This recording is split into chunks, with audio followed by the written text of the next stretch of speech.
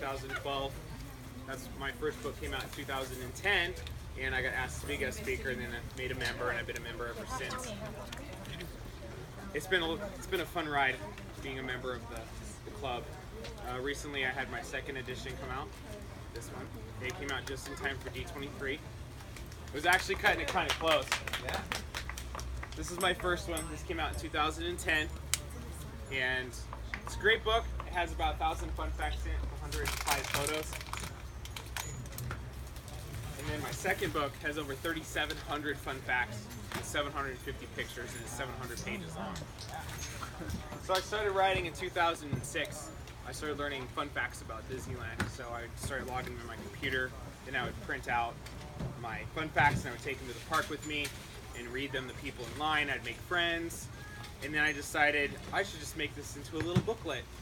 So I started writing out more, and then I would staple it together. I had it up to 64 pages, and I was selling printouts of it on eBay. I sold 13 of them printed out, put in hole punch, put in binder. And then I was like, I just need to make a book and then try to find a publisher for it. And I went into self-publishing, and I found a publisher. And then in 2010 it came out, and I was extremely excited with it. Started learning more stuff after the first one came out. So in December of that year, I started writing my second edition. And I worked on that one for 7 years, all the way up until now. It was the end of last year. I was on the Sweep Spot podcast. I was interviewed, and then they emailed me and asked me if I wanted to share a table with them at D23. And I said, yes, I do, but I really want to have my new book in time. So the first 6 months of this year, I pretty much stayed every night at my computer, writing and going to bed, sleeping for 3 hours and getting up and going to work for 6 months. I got a new publisher for my second book, and as soon as I sent them the document, there was problems. They said I couldn't have the title of my book because it had the word Disney in it.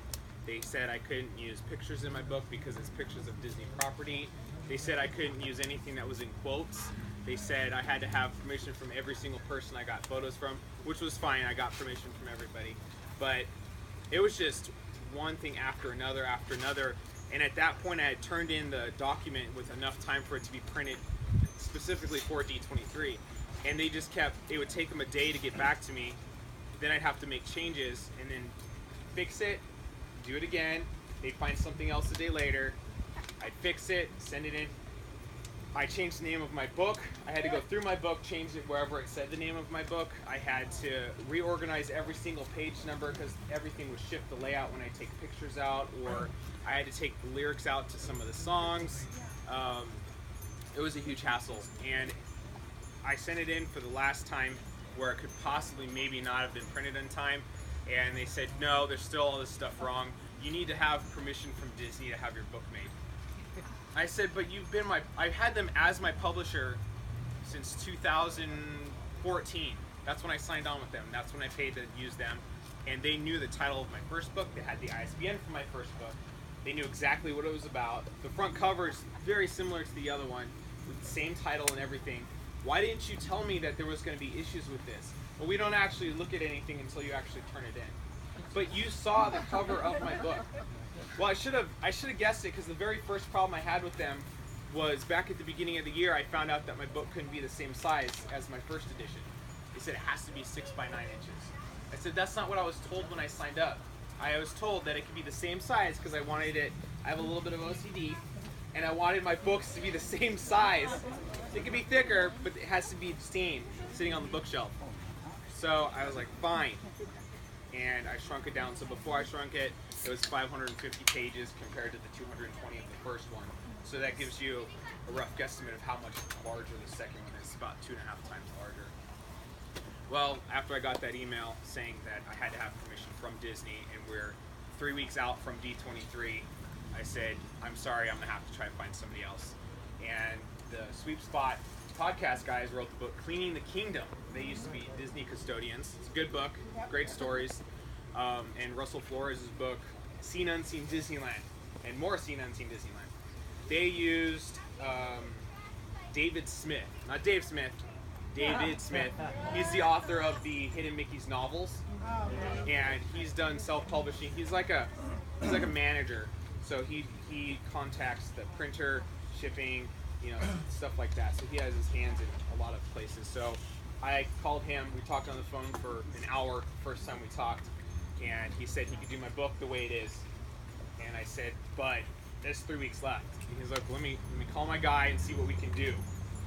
And then he got back to me. He said, okay, send over the document, send over the cover, and we'll print it up and we'll have it to you in time for D23. They're going to be coming like that the week I'm supposed to leave. I said, okay. So the week arrives and no books. I got a call saying that the truck on the way from Canada broke down. Oh, no. With 1,500 copies of my books on it. It was 4 pallets, paperback and hardback. They were all there. And I said, I have to leave on Thursday at the latest because D23 started on Friday. And I wanted to have a couple of days in the park. This was the last weekend to use our passes before they expired. And we weren't going to renew. So we cut into our Disney days by waiting for my books to arrive that never arrived. And we could have gone. So I contacted David and I said, well, what am I supposed to do? And he said, we're going to next day ship 150 copies to you down there. So on Thursday, they shipped out 150 copies of my book to my friend's house in Anaheim. So I was at D23 with my first edition standing there. They had been open for a couple hours. I sold 1 copy of my first edition and I got a call saying my books were delivered by FedEx. So I left the convention, went to my friend's house, opened up the box for the first time and saw my new book. This is the hardback. This is the paperback of this book. It was my first time to see it and it was exciting. And I was like, oh my gosh, it's so big. Because I've been used to holding the little one all these years. And I kind of had to sneak back in the D23 because once they open, you're not allowed to take stuff in and out. I'm like, how am I going to get my books inside? So I got my dolly and I strapped down 3 boxes and I just like walked in like this. I had the badge so I could go in and I just walked in like I knew what I was doing and I got through everything, got back to the table and there was people waiting to get my new book. So made it on time. And it was a great weekend too. I saw a couple people from here there and I met Jim Cummings, the voice of Winnie the Pooh and Tigger. He's really cool. This book's opened a lot of doors for me. Like I've met so many people, aside from you guys, I've met people from here, Margaret Kerry, Mike Peraza, Terri Hardin. She wrote the foreword for my book. One of the forewords, I have 2 forewords. The other one was written by Raleigh Crump. I met him because I interviewed him on my podcast. And he said he would love to write a foreword for my book. So he emailed it to me and he sent me a picture in the mail that he drew. And there's a picture of that in the book. And I was like, this is Raleigh Crump. Like, he's one of my favorites. He worked on the Haunted Mansion, Tiki Room, Small World, the Tower of the 4 Winds for the World's Fair, which you see with the miniature version over there. And it's great. I've met so many people. In 2015, there was MouseCon, which is it was the first Northern California Disney convention. The 3rd one is coming out this November, but this was the first one. The week of, I got an email from a woman named Gina Rock, and she saw my post that had her name in it. It was a fun fact about the flying Tinkerbells in Disneyland. That started with Tiny Klein and it went through, and it said, Gina Rock, period. That's all I said about her was just her name, because I didn't know anything about her, how long she flew or anything like that. Hi, I was the one who flew as Tinkerbell in the park. How did you know that she had problems with her LinkedIn, and so she wanted to know how I found out that she was Tinkerbell. And I said, well, I've known. Like, I have this book that I wrote. I don't even remember where I found out. But she said, I want you to write an article about what I'm doing now, since she retired from being Tinkerbell. So she flew as Tinkerbell from 1983 to 2005. Oh, she's the longest flying Tinkerbell in Disneyland history. It's 21 and a half years. I'm currently trying to get her in Guinness Book of World Records as the longest flying Tink. They wrote me back and said that she doesn't meet any of the criteria to go into the book because you have to be able to do something that somebody else can beat. And I said, well, there's multiple places where Tinkerbell flies, and there's been lots of people who've done it. And it can be a man or a woman because they have men that fly as Tinkerbell. Yeah. You can't tell because you're so far away, and the hair is actually a helmet. So that's for safety. It's 160 feet in the air. So it can be beaten by multiple people in multiple places. So I said, this is what it is. Now I'm just waiting to hear back.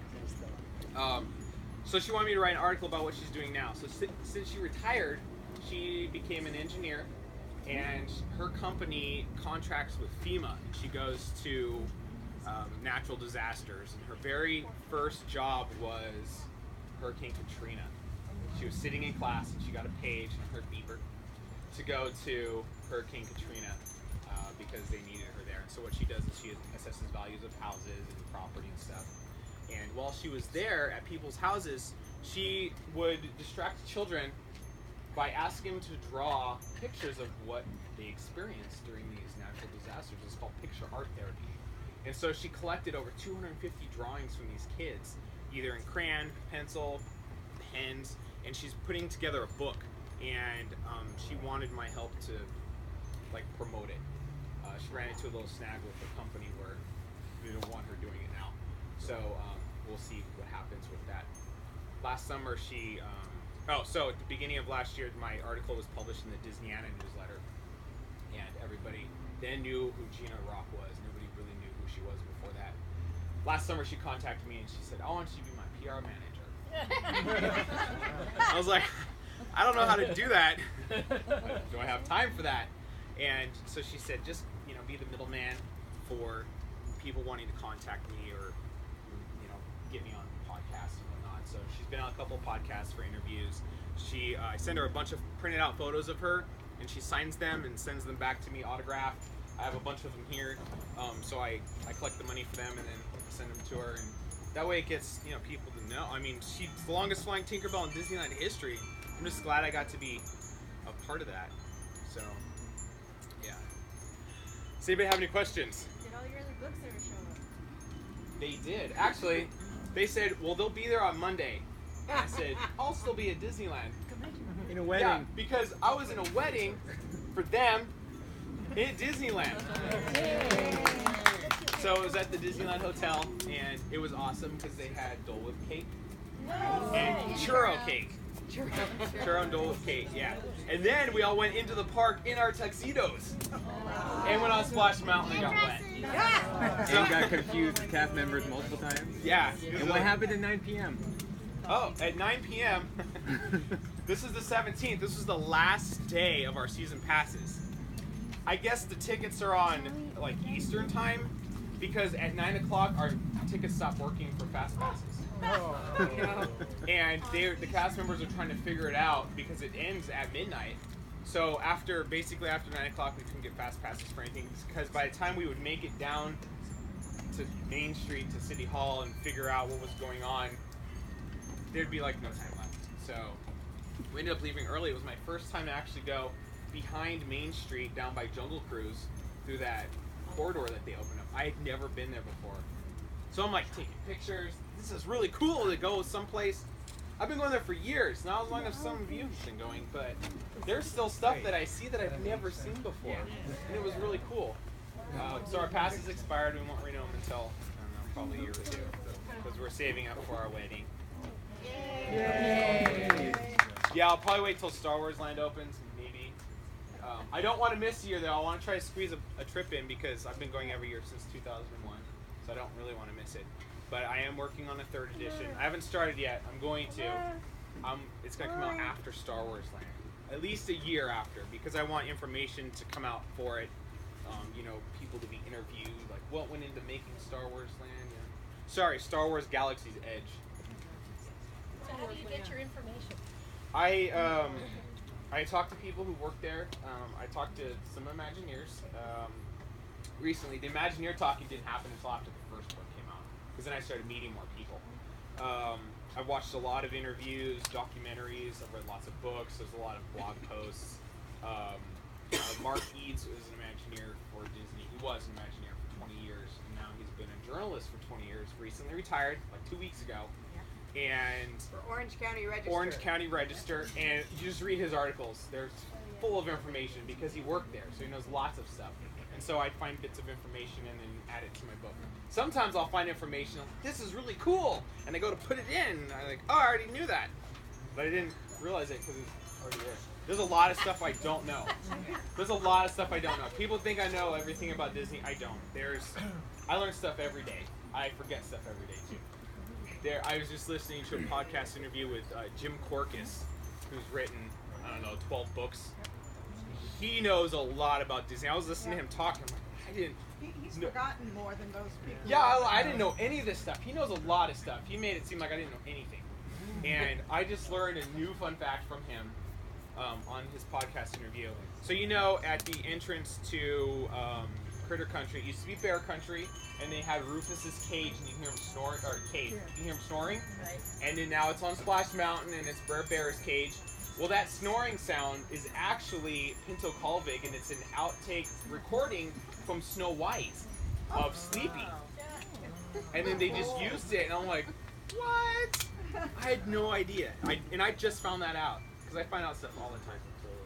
I am working on a third book besides the third edition, and it's going to be just movie fun facts. And it's going to have a whole section for Star Wars, Marvel, Pirates of the Caribbean, the animated films, Pixar, and anything else I can cram in there, all movie related. Because this book here is a good 1/3 of it that's all just movie information. Because without the movies, you wouldn't even have the parks. So I decided to just give it its own book, because it's just going to be too big. It just made the book too big. You can't take it in the park with you unless you have a backpack for it. Anybody else?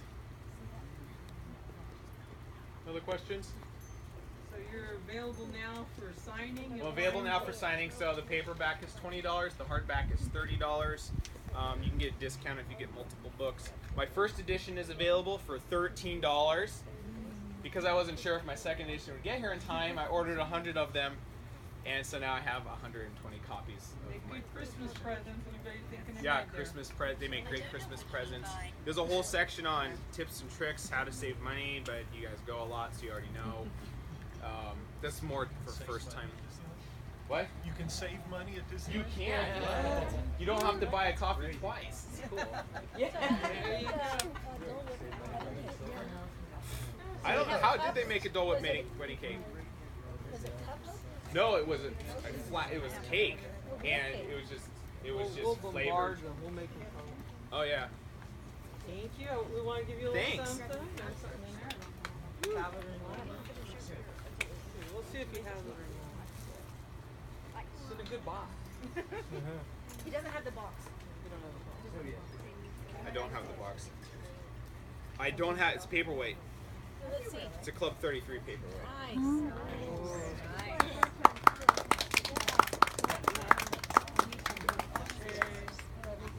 Thank you guys. You're welcome. Thank you. And you'll be here all day. Don't forget to tip your server. No, I'm sorry. Wrong job. Okay. Josh was kind enough to donate one of his books, autographed, but it's also signed by Terri Hardin, who's one of our sculptor friends. So if you want to try for it in the raffle, tickets are still available. Oh. Thank you. Thank you very much. Let me go get my cash. Yeah, I got mine.